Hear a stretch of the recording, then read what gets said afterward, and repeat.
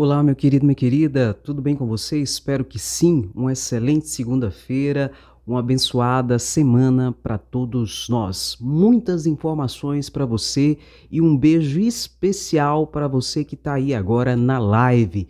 Muito obrigado pela sua presença, sempre presente, sempre curtindo, sempre compartilhando e se interagindo nesse canal que luta pela democracia, pelo respeito e pela dignidade de todas as pessoas. Muitas informações hoje, tá bom? Muitas informações.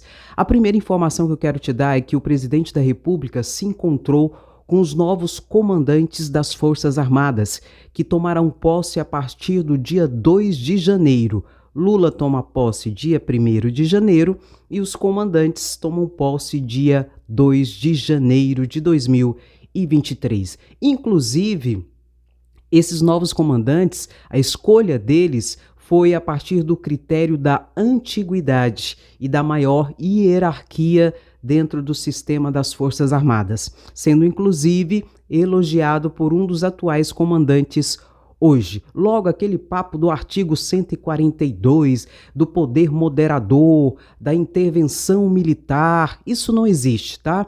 Isso é uma realidade paralela de alguns manifestantes radicais que vivem em outro setor da humanidade, se é que isso existe, não é? Porque é uma loucura. Então ele se encontrou com o José Múcio, que será o ministro da Defesa de Lula, se encontrou com o general Júlio César, representante do Exército, se encontrou com o almirante Marcos Sampaio, ali da Marinha, e se encontrou com o almirante brigadeiro Marcelo Damasceno.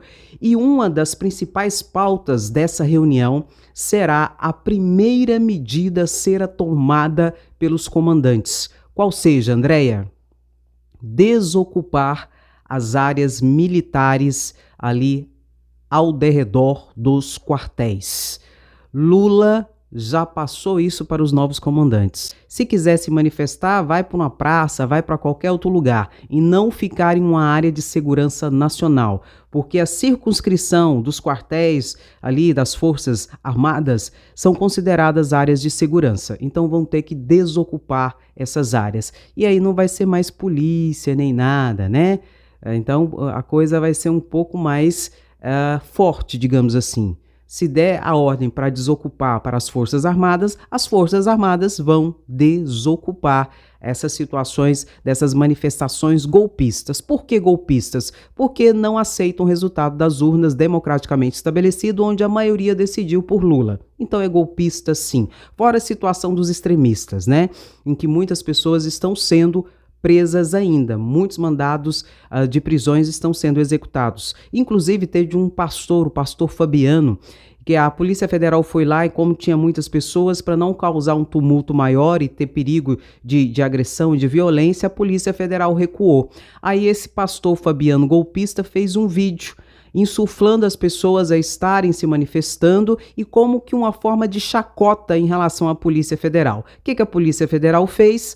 Foi lá e prendeu ele hoje, às 4h20 da manhã, ele foi preso ali dentro de um setor ali de manifestantes em frente ao quartel. Aí a área militar não pode? Pode sim. Dá uma olhadinha. Hoje é dia 17 de dezembro de 2022, são 5 horas e 58 minutos. Eu sou o pastor Fabiano, estou aqui. Fui perseguido, estou sendo perseguido pela Polícia Federal, a mando do senhor Alexandre de Moraes. Ontem, quando a Polícia Federal se levantou contra a minha pessoa, o povo brasileiro se levantou e me protegeu. Faça igual esses guerreiros e guerreiras, defendam a sua liberdade. Deus abençoe a nação, compartilhe esse vídeo aos montes. Vamos na frente dos quartéis no Brasil, retroceder nunca! Regresse jamais! Retroceder nunca! Hoje, de madrugada, a Polícia Federal acaba de levar o pastor Fabiano à polícia da ditadura do Alexandre de Moraes. Vai brincar com a polícia, né? É isso que dá. E lugar de pastor é onde? na igreja orando, buscando a salvação das almas, em adoração, e não essa bagunça, essa palhaçada desses verdadeiros mercenários da fé que mistura política e religião para tirar algum proveito da boa fé dos fiéis, lamentavelmente. Uma vergonha. Pois bem, enquanto isso, Bolsonaro ali já está arrumando toda a sua mudança para mudar do Palácio da Alvorada. Ele, sua esposa, enfim, todo mundo ali. Mas a grande situação é que para onde que Bolsonaro vai? Será que ele vai para uma casa alugada pelo PL, pelo partido? Acho difícil, já que o partido não está conseguindo dinheiro nem para pagar a multa de mais de 22 milhões de reais estabelecidas pelo Tribunal Superior Eleitoral pela má-fé e pela tentativa de golpe instrumentalizada numa ação jurídica contra as próprias urnas eletrônicas. Mas enfim, será que ele vai voltar para o Rio de Janeiro, na casa dele do Rio de Janeiro? Isso não é problema, afinal de contas, eles têm mais de 107 imóveis. Então, o problema de morar, ele não tem, não é verdade? Mas a grande situação é que eu acredito que ele terá um lugar certo e determinado depois que ele perdeu o foro privilegiado, depois que ele perdeu o capital político que o cargo lhe traz da presidência da República, depois que ele não conseguiu o cargo de senador vitalício e depois que acabar todas as prerrogativas e privilégios dele enquanto presidente, ele terá um lugar certo e determinado que será a cadeia. Mas pasmem, ele não será o primeiro. Acredito que o primeiro a ser preso será Carlos Bolsonaro, porque já existe uma investigação mais acertada e mais adiantada em relação a Carlos Bolsonaro, seu filho. Guarde essa informação. Inclusive, foi quebrado o sigilo fiscal e bancário dele esse ano agora.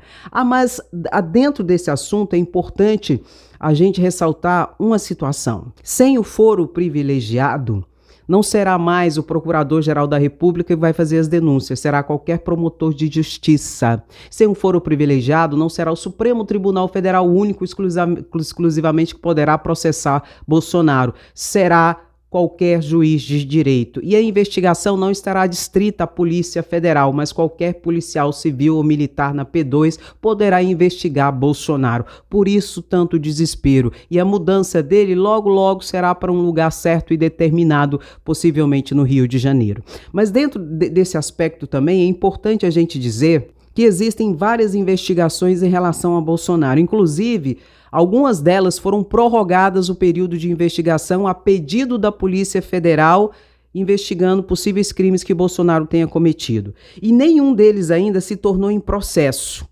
Eu acho que isso é até proposital. Por quê? Se tornar em processo, vai estar ali no STF. E para quê? Se não vai ser o STF que vai julgar, se não vai ser o STF que vai fazer toda a dinâmica, se não vai ser o Procurador-Geral da República, Augusto Aras, que passa pano, que vai fazer a denúncia, já que a partir de 1º de janeiro, quem fará isso é qualquer promotor de justiça e qualquer juiz de direito. Então, essa prorrogação e a não concretização em processo em si, eu acredito que seja até uma estratégia, para que quando desembocar na perda do mandato a partir do dia 1º de janeiro, aí sim, você pode ter certeza que os processos vão ser levados para os ministérios públicos respectivos para que os promotores de justiça façam as suas denúncias e então abra-se os processos penais, criminais em relação aos atos ou omissões praticadas pelo presidente Bolsonaro durante a sua gestão, que eu sei que foram muitos e você também, já expliquei isso aqui. Tem no mínimo 6 processos correndo, processos de investigações correndo que desembocarão muito possivelmente em processos de responsabilização criminal em relação a Bolsonaro. Então acredito que essa postergação, de certa forma, tem uma estratagema determinada, esperar o foro privilegiado acabar para cair na vala comum do Ministério Público e da Justiça no Brasil. E outra situação muito interessante, o Centrão caiu do cavalo. O que estava acontecendo em relação à aprovação da PEC da transição, que o governo Lula precisa da sua aprovação para ter garantido o dinheiro do Bolsa Família, o dinheiro de R$150 para cada filho e o dinheiro para um aumento real do salário mínimo para todas as pessoas a partir de 2023. Lula estava tentando negociar ali com Arthur Lira, com o Centrão, e o Centrão queria o quê? Mais emendas e mais cargos, pelo que tudo indica. E Lula tentando fazer essa intermediação para que houvesse, então, aprovação. E o pessoal do Centrão segurando a aprovação da PEC da transição. O que Gilmar Mendes fez ontem? Gilmar Mendes deu uma decisão judicial em liminar e disse que o Bolsa Família está fora do teto, ou seja, o Bolsa Família tem dinheiro garantido. Por quê? Porque o alimento é um direito fundamental de qualquer pessoa e matar a fome das pessoas é uma obrigação do Estado, já que não dá condições necessárias para que ela mesmo se sustente, para que haja emprego, para que haja o mínimo de dignidade. Desta feita, Gilmar Mendes disse que não depende de PEC de transição o dinheiro para pagamento do Bolsa Família. O governo Lula poderá fazer esse pagamento através de uma medida provisória abrindo créditos extraordinários. Não precisa da aprovação da PEC de transição para pagar o Bolsa Família a partir de janeiro no valor de R$600. Então, tirou ali a força de negociação do Centrão, coagindo Lula por cargos e emendas, pelo que tudo indica. Minha posição particular a partir de uma visão um pouco mais aprofundada. Lula vai continuar negociando a aprovação da PEC da transição, porque tem outras especificidades ali dentro que o Lula precisa, como o aumento real do salário mínimo e R$150 para cada filho. E eu acredito que será aprovado, porque a partir de agora vai ficar muito feio se não for aprovado e mesmo assim Lula conseguir pagar o Bolsa Família sem a ajuda dos parlamentares. Então eles vão aprovar agora. Só que vai cair a força de negociação do Centrão. Lula não vai precisar abrir tanto espaço para essa galera fisiologista e que tem fome e muita fome e que quer cargos e ministérios e emendas e etc, etc e tal. Entende? Então essa é a minha percepção de tudo isso. Em relação às emendas secretas, hoje o Supremo Tribunal Federal está retomando o julgamento, tá? Está 4-5 pela inconstitucionalidade. Mas, infelizmente, eu já mostrei, já expliquei para vocês que, independentemente da decisão do Supremo Tribunal Federal, se manterá um tipo de emenda, só que com outro nome e retirada essa especificidade do segredo dela. Tanto que já foi aprovado ali, está em processo de aprovação, uma resolução que estabelece essas alterações nas emendas do relator na RP9 ou emenda secreta, como queira. Logo, mesmo que o Supremo Tribunal Federal declare pela sua inconstitucionalidade, no sentido da falta de transparência, nessa questão de segredo e na falta de equidade na sua distribuição, essa resolução acomoda e conserta esses aspectos inconstitucionais, dizendo então que vai continuar de qualquer forma recebendo os valores dessas emendas, só que não mais com essas características inconstitucionais. Logo, nós podemos depor de tudo isso que, quando querem fazer de forma certa, fazem. Só não fizeram até hoje porque não tiveram a pressão do Supremo Tribunal Federal para a devida correção, trazendo a constitucionalidade necessária, até porque quem paga tudo isso somos nós através dos nossos impostos. E o mínimo que a gente tem que ter é transparência e saber quanto, quando e quem recebeu esses valores e qual a sua destinação. Isso é o mínimo do mínimo. Agora, a grande situação é: vai haver responsabilizações? Já que será declarado inconstitucional, acredito, de quem recebeu esses valores e não sabe nem para que foi gasto. Inclusive, tem uma situação de uma cidade aí que tem 50 e poucos mil habitantes e disseram que gastaram com um dentista lá para quase 500 mil pessoas. Dinheiro de emenda secreta. Então, está havendo e haverá essas investigações para saber qual foi a farra do boi que foi realizada com os 16 bilhões só desse ano que foi liberado em emenda secreta, ou vai ficar tudo a Deus dará? Ou nós vamos ter pagado essa conta sem nem saber para onde foi o dinheiro, para quando, quem recebeu essa situação, como, por exemplo, suspeita de pagamento de shows milionários de cantores. E aí? A farra do boi vai ficar por isso mesmo? Não pode. Não pode. Isso é inaceitável. Meu querido, deixe o seu comentário que é importante aqui todos os dias. Na hora do almoço eu estou aqui para te informar. Então deixe o seu comentário que é importante. Você que está na live agora, curte a live e compartilha nesse momento para que outras pessoas também tenham acesso a essas informações que são de utilidade pública e que traz conhecimento e cidadania consequentemente. Algo tão necessário nesses dias em que a desinformação e a fake news prepondera nos meios e nas redes sociais, lamentavelmente.